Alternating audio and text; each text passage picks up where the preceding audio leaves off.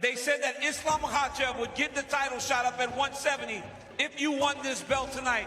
What do you think about that? I think it's a beautiful challenge, you know, he's pound for pound number one. Makhachev next, right? In Perth.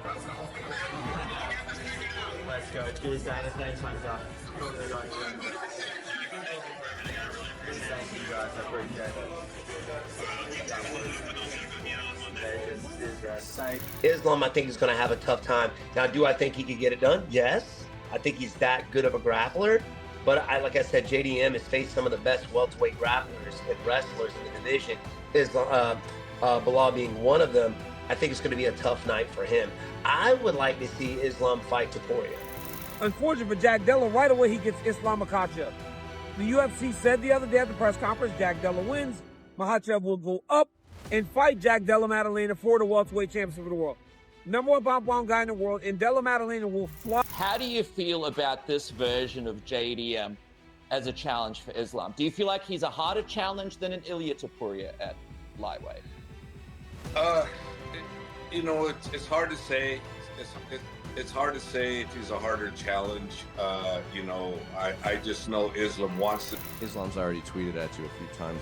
Like the most recent one, he says, "You're not Volk. I'll show you there are different levels. Keep my belt clean." Do you have any response to Islam? No, come get it. Come get it. Before we begin, don't forget to subscribe and turn on notifications so you never miss the latest updates from the fight game. Now let's get into it.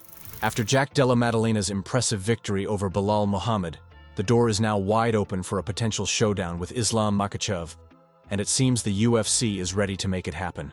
While Makhachev had previously avoided moving up due to his close relationship with Belal, Jack's win at UFC 315 changed everything. Islam quickly took to social media to signal his intent to go for champ status. On X, he wrote, "Time to become a double champion, inshallah, let's go." Jack Della Maddalena acknowledged that welterweight is packed with strong challengers. But if Makhachev chooses to move up, he believes Islam has more than earned the opportunity. He also admitted that facing Makhachev in his first title defense would be an honor, calling it a dream scenario. The next big fight could be Islam Makhachev. You spoke about it briefly. Your early thoughts on that potential matchup, because now everybody's going to want to know what's next as you look forward. I mean, obviously the welterweight has a lot of good challenges, but I think if someone like Islam wants to step up, you've got to give him the shot. You know, pound for pound, one of the best, and it would be a dream to fight one of the best pound for pound guys in the world with my first defense. Islam, however, wasted no time in responding. He dismissed any comparisons to Volkanovski and made it clear that Jack wasn't at his level. In a sharp tweet, he warned Jack not to get comfortable holding the belt. Islam Makhachev said, "You are not Volk. I will show you a different level. Keep my belt clean." Jack fired back without hesitation. Confident and unfazed, he responded directly to Islam's tweet, welcoming the challenge and daring him to come take it. Islam's already tweeted at you a few times. And like the most recent one, he says, "You're not Volk. I'll show you there are different levels. Keep my belt clean." Do you have any response to Islam? No, come get it. Come get it. Jack didn't stop there. He expressed a real hunger to face Makhachev, not just for the belt, but to represent Australia and avenge Alexander Volkanovski. He called the matchup a beautiful test and spoke highly of Islam's position as the top pound-for-pound fighter in the world. For Jack, defending the title against Islam would be both personal and historic. If you won this belt tonight, what do you think about that? I think it's a beautiful challenge, you know, he's pound for pound number one. I'm going to get him back for... Daniel Cormier weighed in on the possible title fight, noting that the UFC has already stated that if Jack wins, Islam will be next. Cormier praised Jack as an undefeated UFC fighter with 18 consecutive wins, and emphasized how beating a dominant wrestler like Belal was a huge milestone. He believes Jack's momentum could catapult him up the pound-for-pound list, and said the matchup with Islam is one he's genuinely excited about. Jack Della, right away he gets Islam Makhachev. The UFC said the other day at the press conference, Jack Della wins. Makhachev will go up and fight Jack Della Maddalena for the welterweight championship of the world. Number one pound guy in the world, and Della Maddalena will fly up those pound-for-pound rankings. This is an undefeated guy in the UFC, a guy that has not lost in 18 straight fights now, a guy that's carrying confidence of beating a guy like Belal Muhammad. If there's a guy to fight before you fight Islam, it's a guy like Belal who wrestles and uses it as his main tool and be able to defend in the way that Jack Della did. And I'll get into that matchup a little bit more as we get close to that fight. But just know I'm very excited about it, as I'm pretty sure all of you guys are too. Stephen Thompson offered his perspective on the challenges Islam might face at welterweight. He pointed out that while Islam walks around at a heavier weight, many welterweights tip the scales at over 205 pounds when not fighting. Thompson said that even though Jack may have a slight height advantage, it's the power of these bigger fighters that could trouble Islam. He praised Islam's elite grappling but made it clear that Jack's experience against top wrestlers like Belal would make this a highly competitive bout.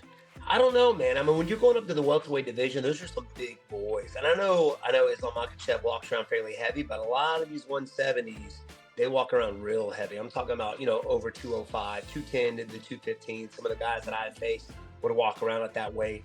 I think like the height, I think they might be the same height. I think JD might be a little taller, but when it comes to those guys and their strength, Islam, I think, is going to have a tough time. Now, do I think he could get it done? Yes. I think he's that good of a grappler. But like I said, JDM has faced some of the best welterweight grapplers and wrestlers in the division. Belal being one of them. I think it's going to be a tough night for him. I would like to see Islam fight Topuria. That's just me. I would love to see that fight happen. But if he comes up, we'll see what the UFC gets behind. And we all know you got to convince the UFC to make it happen. And you do that first by getting on Twitter, shouting it out, and get people talking about it. And that's what Islam did. So we'll see if that fight happens with JDM. Dan Hardy shared his thoughts on Jack's future, recognizing his potential but also questioning how long he'll keep the belt given the rising talent in the division. Hardy said he doesn't think Islam would lose to Jack, though, believing Makhachev is essentially unbeatable at lightweight, even against someone like Ilia Topuria. He added that Islam's transition to welterweight could bring challenges, especially with the weight change and the risk of fatigue in a 5-round fight. I think Della Maddalena's got a bright future. I don't know whether he's going to hold the belt or, he's going to lose it to another one of the top contenders and then pick it back up again. I don't think he's going to lose it to Makhachev, though. I think Makhachev holds the lightweight belt against anybody in the world, on any day, including Ilia Topuria. I don't think if he moved up, he would have much success against Makhachev. But Della Maddalena looked very, very sharp against Belal. And I wonder what Makhachev would look like as a welterweight, whether he would look as strong and as lean or whether he would look heavier and, potentially gas himself out because he'd be stepping straight into a 5-round fight, wouldn't he? Javier Mendes was asked whether Jack presents a bigger threat than Ilia Topuria. He said it's hard to say for sure, but emphasized that Islam is focused on the challenge more than the name. Mendes stood firmly behind Islam's skill set, saying his abilities and discipline allow him to dominate anyone he faces. How do you feel about this version of JDM as a challenge for Islam? Do you feel like he's a harder challenge than an Ilia Topuria at lightweight? It's hard to say. It's hard to say if he's a harder challenge. I just know Islam wants this one. So for me, that's the challenge I want, and it's the challenge that I know Islam's going to be, supreme over, because I just know his skill set. I know what he brings to the table, and he brings an incredible work ethic along with skill set in every area. Mendes added that Islam fights on an entirely different level than anyone Jack has faced so far. He said that if the matchup happens, fans can expect to see Islam display world-class skills. He also addressed concerns about Islam moving up in weight, stating that it won't be a major issue and that Islam will still be a strong, competitive presence at 170 pounds. A whole different animal than Jack's ever been involved with. So if that fight does materialize, we're going to see a hell of a fight, and you're going to see Islam perform at an absolute incredible level. And also, the weight is not super big for him either. So he's going to be a fairly decent welterweight. So Islam won't be a small guy. He'll be a decent welterweight if that fight materializes. Mendes also highlighted a key point about the recovery time for fighters. He said that while Islam hasn't competed at welterweight yet, cutting less weight would likely give him more energy and faster recovery. However, he pointed out that in Australia, Islam would only have 24 hours to recover instead of the usual 36, and that could affect his performance, although it may not necessarily favor Jack either. Mendes mentioned Islam's past battles with Volkanovski as evidence of his resilience. I haven't seen him at welterweight, but I'm thinking, logically speaking, he has to cut less weight, and recovery time is a lot less too. So, but if it is in Australia, we'll need it, because in Australia, they only give you 24 hours to recover. Then it's not a 36 hours like everywhere else. So we'll only have 24-hour recovery. So if that's the case, it's fantastic. And I don't know if that's going to be an advantage because of that reason. But if it's anywhere else where it's the 36-hour plus, then it's a nice advantage for Islam to recover quicker. Not that it's a disadvantage or not an advantage for Jack. It's the same for Jack, but for us, it could make a difference. 24 hours versus 36 hours for recovery, because I know it was for Volk. It was a big difference. Ian Machado Garry shared his reaction to Islam possibly moving up. He gave props to Jack for his win, but said the performance wasn't flawless. Garry made it clear that if Islam enters the welterweight scene, every contender in the division needs to take notice. But if Islam doesn't step up, Garry confidently declared himself next in line for the title, claiming he would outclass and break Jack Della Maddalena in the cage. You've got the new champion, Jack Della Maddalena, the Aussie, great performance, but sloppy. The rumour is Islam Makhachev is moving up to 170, and if he does, then all of us welterweights have to take a step back and give the man the respect he deserves. But if negotiations don't go so well, then you've got a tall, blonde Irishman who's ready to take over the UFC and get that belt, and I will smoke Jack Della Maddalena. I'll box the ears off him. Ian also praised Islam's potential at welterweight, noting that without the pressure of a harsh weight cut, Islam could be even more dangerous. He described Makhachev as the new breed of elite athlete in the sport, and someone the entire division should fear. And if that man turns up and says, I want to be next, then I think everyone in the welterweight division goes, okay. He's an absolute disaster for everyone in the division if he comes up and doesn't have to cut weight. He'll still be big, he'll still be strong. He's the perfect example of the new evolution of fighters. Great everywhere. Interestingly, before UFC 315, Ian Garry had backed Belal Muhammad to beat Jack. He admired Belal's grit and thought his wrestling-heavy style would overwhelm Jack, especially since Jack had shown vulnerability against strong grapplers in the past. Garry was convinced Belal would take over by the 3rd or 4th round. Could I get a quick 3:15 prediction, Belal versus JDM? Every minute that goes by, it puts Belal in a better position because he just is a workhorse, he's a grinder. He will grab a hold of you, he will be in your grill, he will make it ugly, he will slam you, he will just constantly be there. And I've watched Jack get ragdolled by people that aren't as good as Belal. And Belal is one of the best in the world at playing the game Belal does.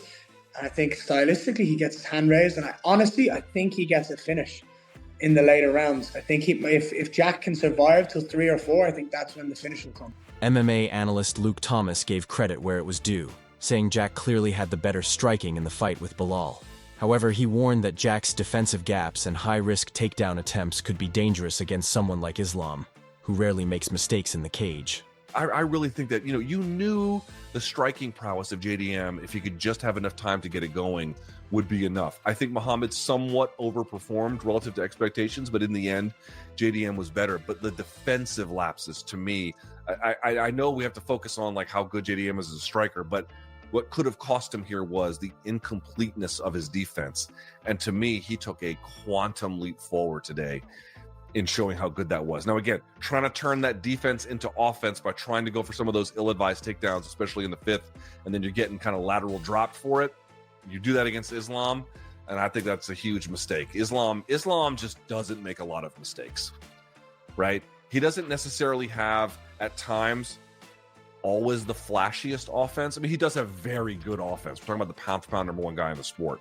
But what really defines him is that he makes very, very good decisions. Luke also voiced his excitement over Islam's move to 170.